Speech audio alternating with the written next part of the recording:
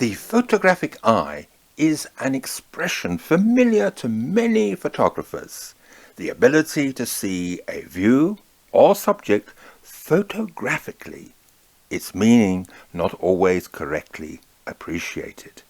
When explaining photographic basics, that is, shutter speeds and apertures, I am sometimes taken to task by the remark, "But cameras do this all for you now, didn't you know?" which, if correct, would make me redundant.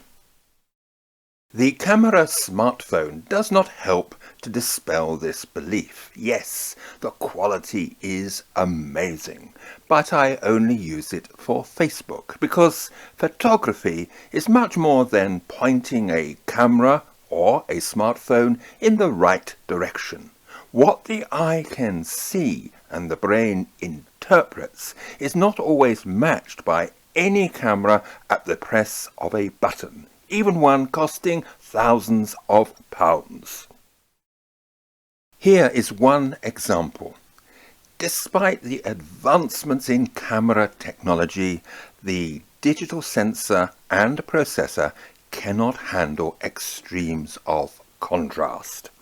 This can be tested by photographing from an interior, the focal point being a window, beyond which there is a much brighter view outside.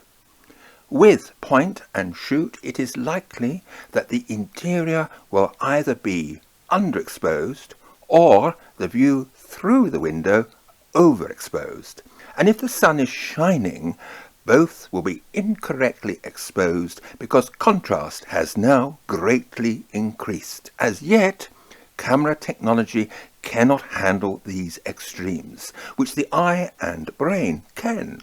But the photographer having the photographic eye will perceive this problem and adjust the camera accordingly before taking the picture. The photographic eye can also create images that the eye does not see. Silhouettes, for example. Likewise, movement can be frozen or blurred, and subjects rendered unsharp or brought into focus at the will of the photographer, which a smartphone cannot always do, and neither can point and shoot with a posh camera. These techniques require a knowledge of real photography with a real camera that is miles from the mundane world of instant gratification born out of point and shoot. However, in pursuing these aims, it must be assumed that the beginner has viewed my photo soundbites 1 to 5, indispensable information for executing future soundbites designed to turn snaps into photographs. The photographic eye is the ability to see a view photographically, but also to be aware of photography's limitations, even though the science is amazing. One day we might have digital sensors that can equal, even outperform the human eye, but we are not there yet. Furthermore, and as mentioned already, the informed photographer can turn this drawback on its head by creating artistic images that the eye does not see.